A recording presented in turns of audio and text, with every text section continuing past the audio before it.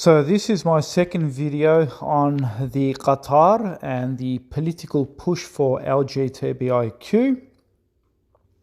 So as you know, Germany, who is a big supporter of the LGBT movement, they were seen depicted taking a team photo and they're all covering their mouths as a form of protest.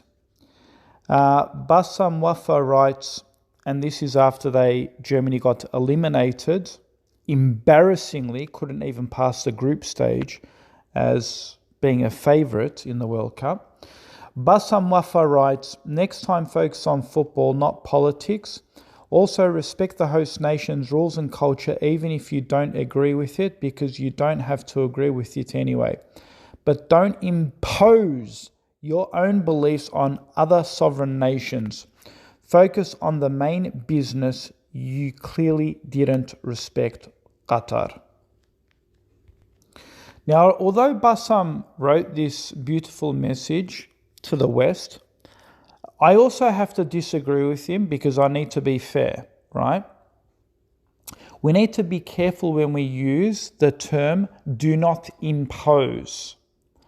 Now, I understand why Muslims use this term do not impose, because they're advocating a form of hypocrisy.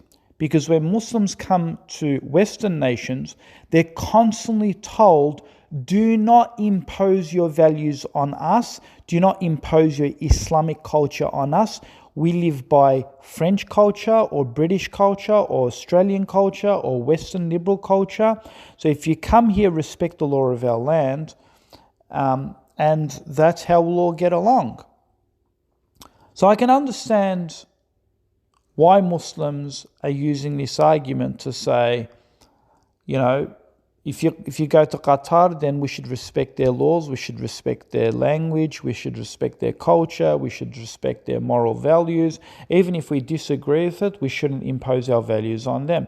I understand Muslims are using this argument in reference to showing hypocrisy, but we need to be careful here, because in Islam, we are supposed to impose our values on non-Muslims. This is part of Islamic history, whether you like it or not. This is part of Islamic jurisdiction, whether you like it or not. This is part of our Islamic religion, whether you like it or not, based on the Quran and the Sunnah. If a hostile nation rejected Islam and they kept Islam away from their people, Islam is not just offensive, it's offensive as well. You go there and you drive Islam there by force, so the people can now hear the message and listen to the message and accept the message. And if they don't accept it, what happens? They pay the jizya, so they're compelled one way or another. And the Western liberalists believe in this ideology too. When Afghanistan did not want to liberalize and become democratic, did not want to accept the human rights of the West, what happened? America went there to bomb them back to the Stone Age, enforced secular liberalism and human rights, the Western definition of human rights, into Afghanistan. They were fighting, they were killing your brothers and sisters for the last 20 years, until in the end where they got defeated, right? So they don't sit back, they enforce it. You don't accept it, they enforce it, because they believe that jihad is preached with an ideology. And that ideology, if people don't accept it, they will use force, they will ransom, they'll put boycotts, they'll put sanctions. When all of that doesn't work, they'll come there to come and kill you, to come and murder you, for you to accept their ideology. So when we say do not come and impose, you need to show a level of consistency as Muslims and stop believing in this nonsense that Islam is only defensive and it's only when they come and attack us we attack them. No, Islam has spread by the sword. Listen to me, you moderate liberal Muslims, the ones that are lying and making taqiyya. Islam has spread by the sword, not just by the sword, but at some circumstances by the sword. We know that Islam didn't spread by the sword in Indonesia. Alhamdulillah, it took a businessman to go there. He showed his good character, his morals, whatever, and people accepted. But this isn't a standard. This isn't an evidence to suggest that Islam didn't spread by the sword. This is just another way that Islam spread to those nations. But if you look at Islamic history, you look that, what was Islam doing in Spain? How do you think Islam got to Spain? What, Islam got to Spain with sending peaceful roses and going there and doing, Yasir Qadi type of dawah? No. Islam went there fighting. The Sultan, the emirs at the time went there because they were hostile. They didn't want to accept Islam. So the Muslims gathered their ships together. They went there. They landed in Spain, in Andalus. They landed there. And then the Sultan, the emirs, they turned back. They said, burn the ships, meaning that they went there to die. They weren't going to come back. They burnt their own ships as a motivation. And then they started killing and they started spreading Islam in Spain. And that place became the land of enlightenment. You shouldn't be ashamed of this. The colonialists aren't ashamed of this. The colonialists aren't ashamed. When they say they came and attacked Australia, when they say they went and attacked the Americans, the Indians in America, when they say they went and fought the Indians and so forth, what do they say? They say, oh yes, they like to paint it as, oh yeah, it was wrong. It was wrong. Oh yeah, we did it really bad. We really abused the native people. But you know what? The end goal was to spread Western colonialism and progression to the rest of the world. And by invading Australia and Great Britain, by invading these countries like the Native Americans, we moved to progress and enlightenment. We brought the Industrial Revolution here, and the black man and the Aboriginal man should be thankful because we built their country. Yeah, we brought Christianity here. Now they're Christian. Before they used to worship stones and idols, right? They used to worship the sun and the moon. Now look, we brought them Jesus Christ. So they have enlightenment and they have Jesus Christ, right? So they believe in jihad, in expansionism, in spreading Christianity through bloodshed, and it's morally justifiable. And the secular Westerners do the same thing. The liberalists, they don't care how many Afghanis they killed. They don't care how many drones fell out of the sky and killed innocent women and children. Did progress and liberalism spread to Afghanistan? Yes, it did. Did feminism spread to Afghanistan? Yes, it did. So all of that atrocity is now justified in their eyes. But all you Islamists coming here to behead and kill us, to spread Islam by force, how intolerant. You murderers, you killers. Look at your history. Right? The double standards, right? So I know we got sidetracked, but back on the topic. Let's get back to Qatar. So Bassam writes, he says, next time focus on football, not politics. Also respect the host nation's rules and cultures, even if you disagree with them and so forth. Matthew writes back, look what Matthew says. Matthew says, Bassam Wafa, Germany wasn't the only team who wanted to wear the rainbow armband. It's silly to criticize only them. They are just not hungry enough as a team. He speaks about this, right?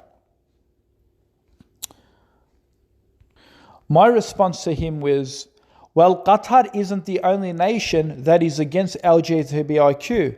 There are around 8 other nations also in the World Cup who also oppose LGBTIQ rights, but you guys focus on trying to boycott Qatar.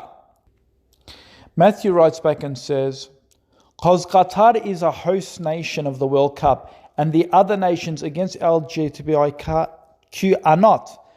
There were various other reasons to boycott Qatar, but in the end, did anyone? Yes, they did. Many boycotts. There are people who refused, for example, to go to Qatar. Secondly, you say, oh, it's a host nation excuse. And I find this funny because when you have a look at Germany playing in China, you can see here, Germany playing in China, you know, they don't open their mouth against the Chinese. They're not closing their mouth.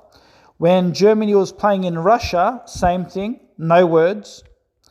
But Germany in Qatar, very triggered, as you can see. And Matthew said, oh, it's a host nation. And we say back to Matthew, oh, it's a, host nation excuse. They know it was a host nation before even going there. They knew it was against LGBTIQ before even going there. What else did they expect to happen? Qatar is a Muslim nation, therefore an easier target. The media only singles Qatar out because Muslim nations are seen as the last stand against LGBTIQ. But the reality is, countries like Cameroon and Ghana, Senegal, Croatia, Japan, Poland, Serbia, and South Korea, where LGBTIQ is also illegal. Why doesn't the media pick on these nations for taking part in the World Cup? When Germany went to play in France, did they boycott France, which was a host nation that stole the wealth of the Africans? Or America, which made 1 million Iraqis suffer from hunger? What about Mesut Ozil? Did the West decide to boycott Adidas? He lost £22 million from the partnership with Adidas because of his talk about China's violations against Uyghur Muslims. He lost his place in the German national team for the sake of a photo with the president of Turkey. Did he lose his place at Arsenal after criticising the club for not supporting him in standing with the Muslims of China? What about boycotting England? Do you remember when England cricketer Moeen Ali was banned by England for wearing a Palestinian wristband? Moeen was made to respect the country's law of the land, and there was no room to make a political or ideological statement. So we ask, why is there one standard for Muslims and Muslim nations and another standard when Muslims want to protest and be vocal? Here is another blunder. They wanted to boycott Qatar because it didn't allow alcohol at sport venues, despite the UEFA, which banned alcohol from the European Champions League, including the EPL at sporting venues. But where were the boycotts? Where were the insults? Where was the harassment? There is one standard for Muslims and Muslim nations and a different standard for non-Muslims and non-Muslim nations. I hope the level of hypocrisy is now evident to you. So, brothers and sisters, it all comes down to this. They came there to make a political statement, right? But they will always refuse Muslims if they try to do a political stunt or a statement. It is evident if Muslims started protesting anti-Israeli bigotry, they would be silenced by UEFA at all means. And by the way, folks, watch what happens next in the next World Cup in 4 years. For sure, if it's going to be held in a place like a European nation such as Germany or Poland, somewhere like this, they are going to colour that whole stadium in rainbows. It is going to be so disgraceful to watch, right? It's all going to be about politics. The same people that say, oh, don't involve religion with politics and blah, blah, blah, blah, they'll be involving politics with sport when it comes to LGBTIQ. That's their religion, that's their culture, which they happily involve in because they want to spread it to the rest of the world. And there's two ways to combat this. There's two ways to root this out. Either all Muslim nations protest and do not participate in this as a form of boycott, because that's exactly what they do to us. Or secondly, let them bring as many rainbow flags as they want. But they need to accept our premise. Every Muslim nation that participates in the next World Cup after this, in 2022, 23, 24, 25, what is it? Next one's in 2026. The next one that this is participated in, then every Muslim nation should wear a Palestinian wristband or a Palestinian armband and bring all your Palestinian flags. Morocco, bring all your Palestinian flags as well. Turkey, if Turkey is in there, bring all your Palestinian flags and your Turkish flags. Egypt, if Egypt is in the World Cup, bring all the Palestinian flags. In fact, all of you wear the Palestinian colors. Blue, green, green, white, black. Where all the Muslim nations protest, and every time you score a goal, protest for Palestine. Protest, because we're going to have one of the most nations in the World Cup. We're going to have at least, 7, 8 teams in there, right? So all of you just protest. Protest. If they want to turn the World Cup into a political stunt, we all do it. And notice what will happen here. Either they're going to accept this, or they're going to be so confronted by these protests, because if they want a protest, we will bring them a protest. If they want a protest, we'll bring it to them. We will bring them that protest. And what they'll do is, they'll either accept it, or more likely, they're going to say, okay, enough's enough. No more political protests, whether it be LGBTIQ or whether it be for Gaza and so forth. And in the end, we're going to win. We're going to win. We're going to win. So there's going to be no more LGBTI rubbish shoved down our throats every time we watch the World Cup. And no problem, we'll keep our Palestinian flags at home. No worries, right? But Muslims need to make a stand now. If these guys are going to prepare for that in the next World Cup, let's also prepare. Spread this video.